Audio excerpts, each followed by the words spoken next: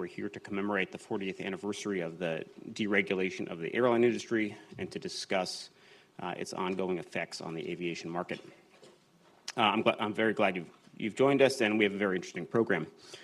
To go through it in reverse order very quickly, today's program will conclude with remarks by Richard Anderson, the CEO of Amtrak, and the former CEO of Delta and Northwest Airlines, and a conversation between Mr. Anderson and the Honorable Joshua Gottbaum, who is a guest scholar here at Brookings and who has extensive experience in government, in business, and in the nonprofit world. I will mention only one element of that experience, which is that he was the bankruptcy trustee of Hawaiian Airlines and successfully brought it out of bankruptcy and ran it from 2003 to 2005.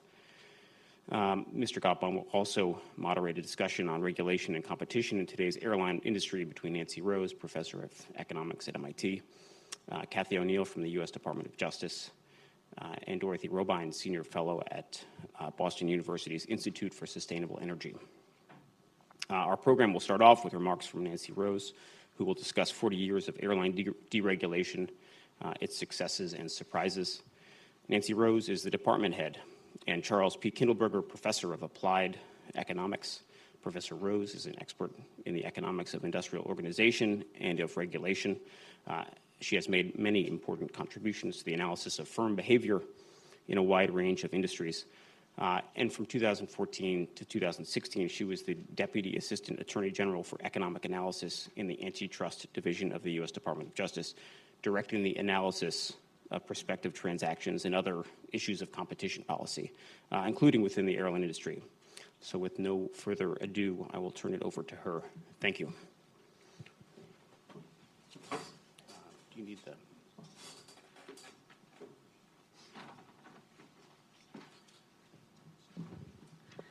I guess I don't need that. Good morning. I'm delighted to have been asked to speak to you this morning on airline deregulation, and particularly to do so at Brookings, which has had a role to play throughout the history of airline regulation and deregulation, including some very important studies during the regulated era, and then ongoing work looking at the experience of the industry following deregulation, particularly thinking of work by Cliff Winston and his collaborators.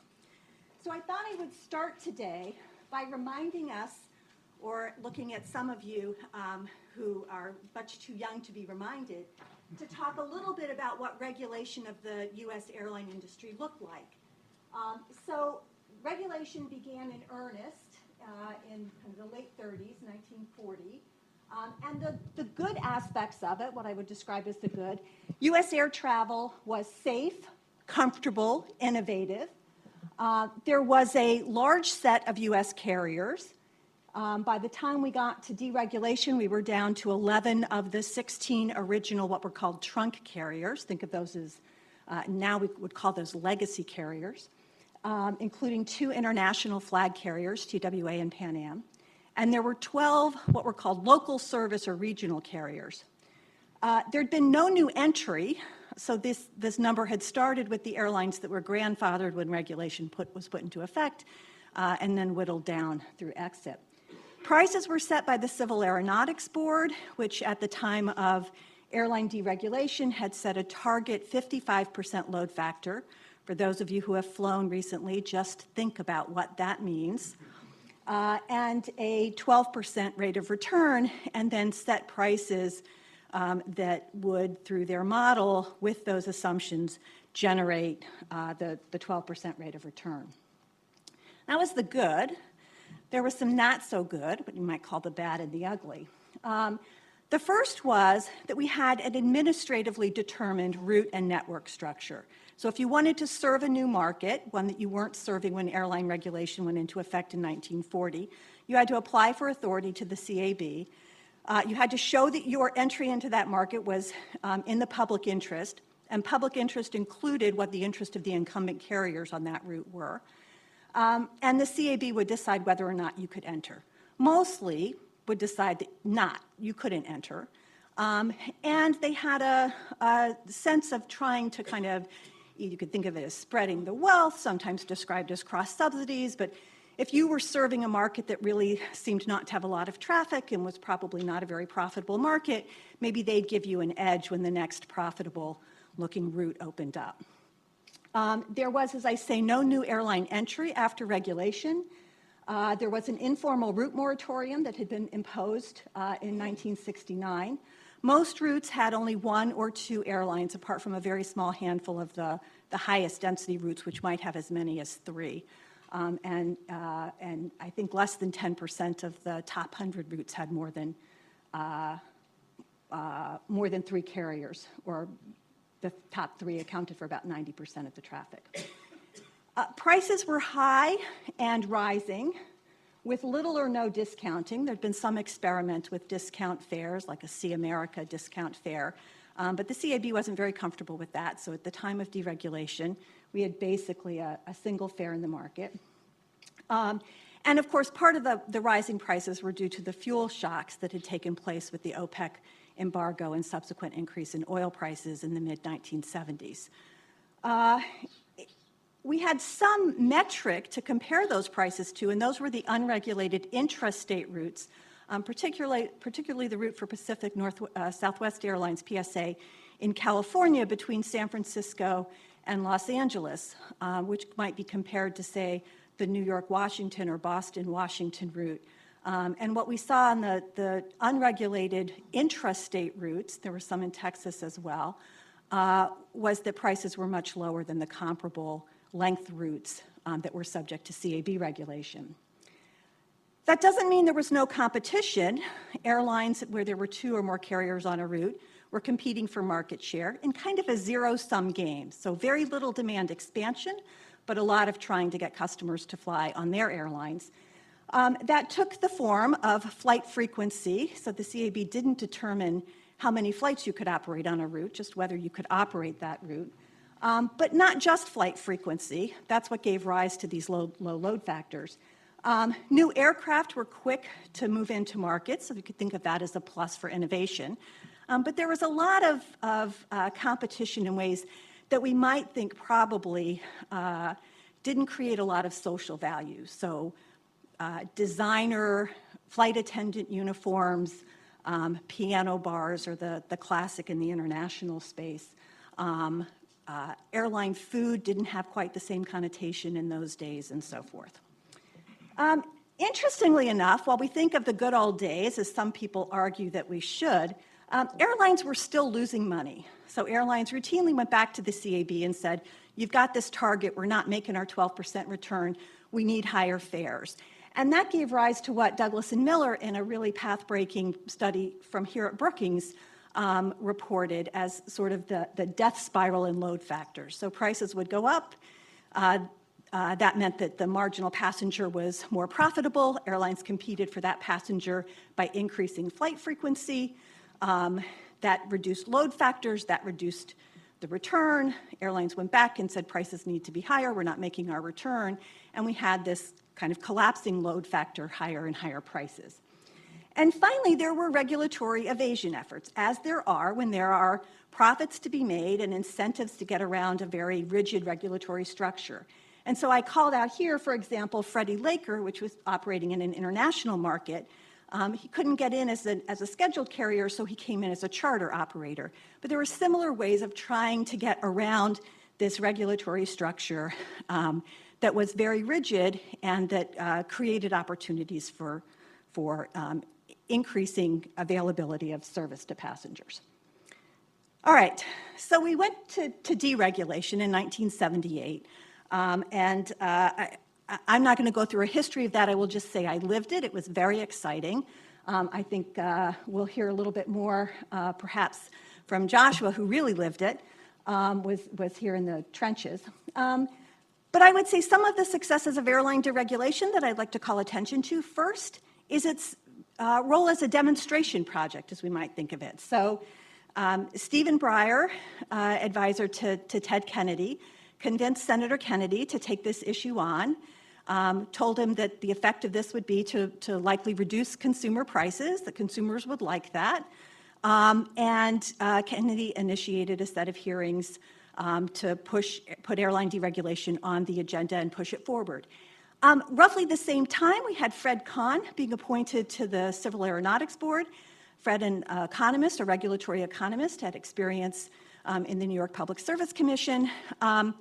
And Fred instituted a series of steps within the CAB that, to my mind, created enough discomfort among those in the industry that it started to weaken what had been to then a pretty uniform block by legacy, particularly trunk carriers, to maintain the regulatory system.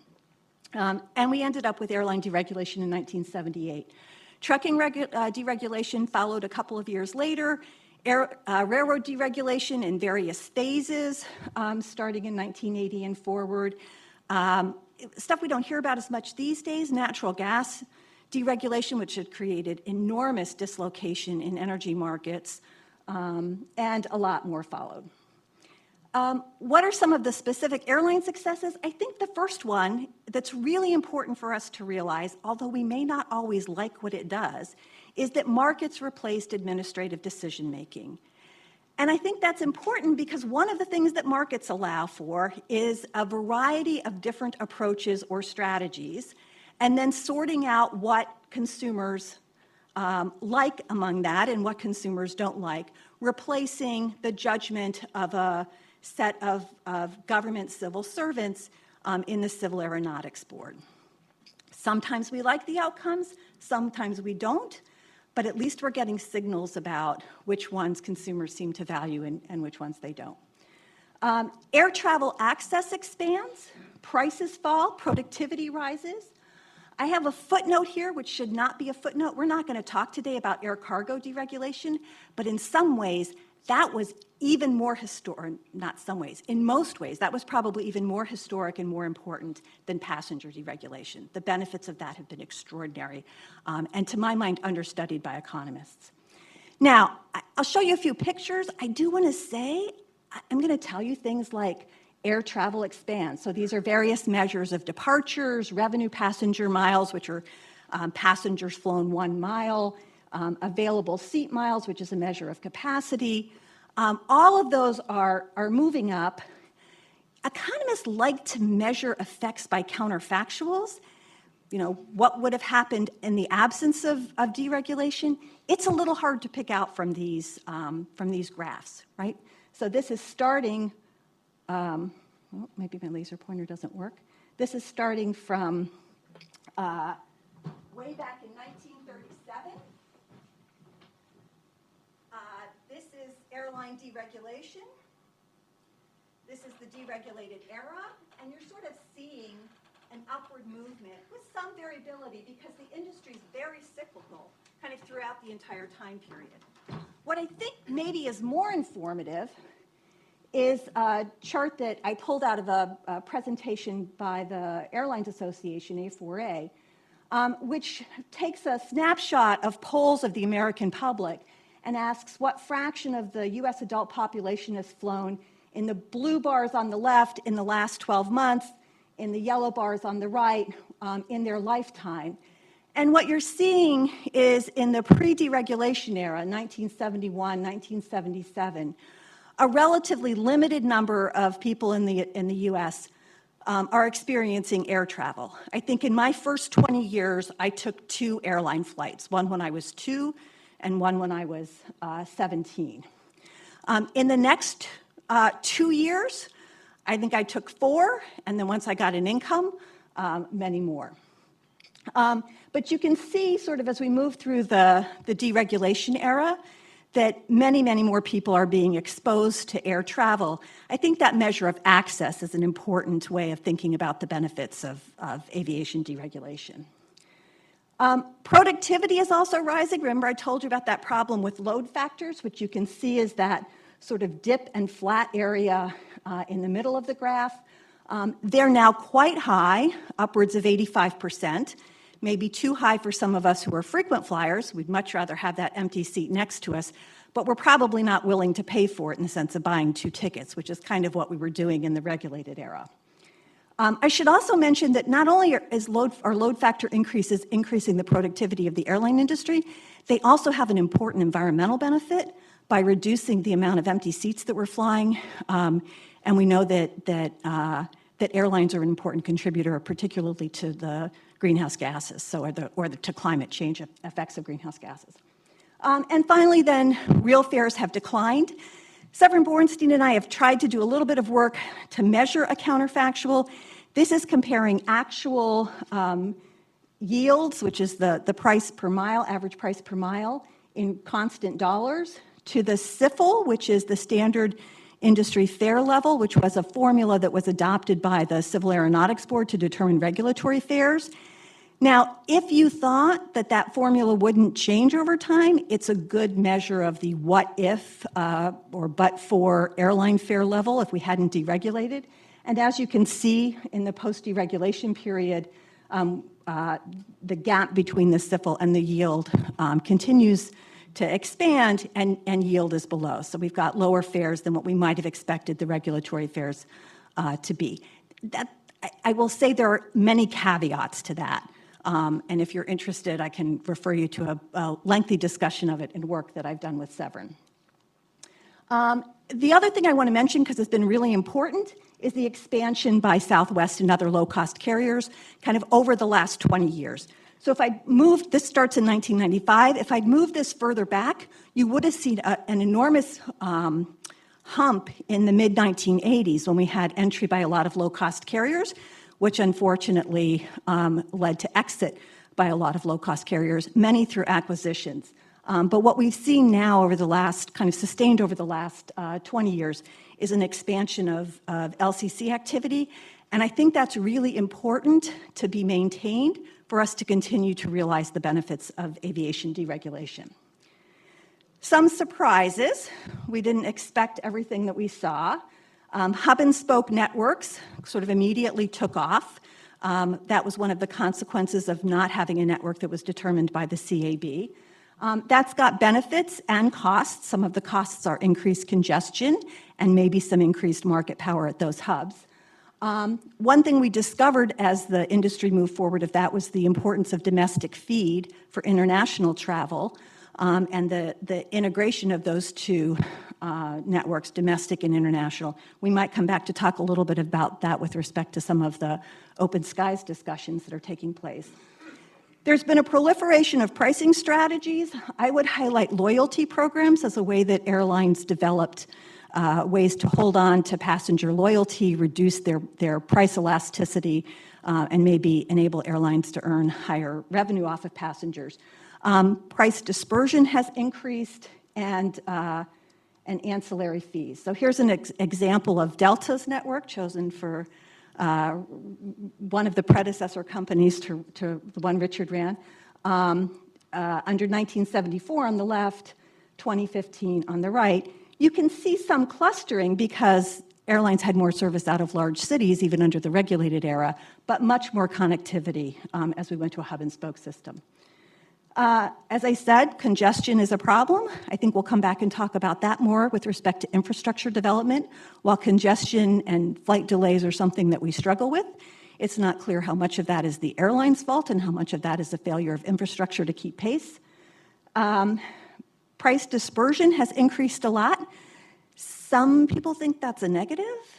I would say the flip side of price dispersion is that you have seats available for business travelers who want to show up last minute and get on a plane, and you have low fares available to fill the empty seats, those 45% of the seats that were flying empty under regulation that are available to leisure travelers, and enabling the average fare overall to be low because you're filling more of those seats.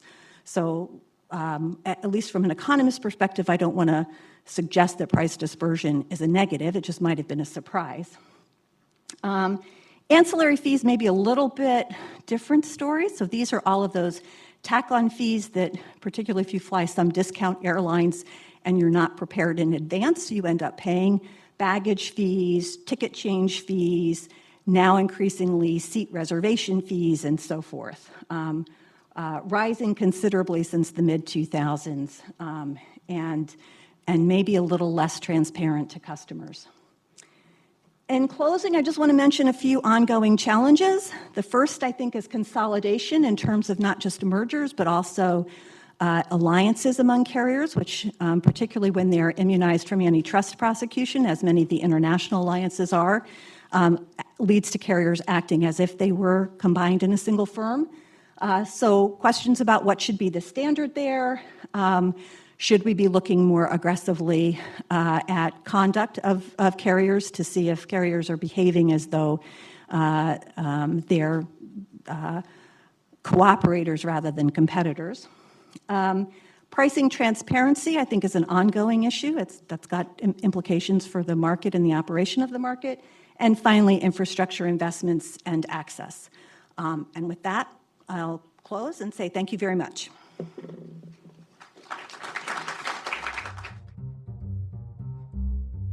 Thanks for watching. Be sure to like and subscribe for more videos from Brookings.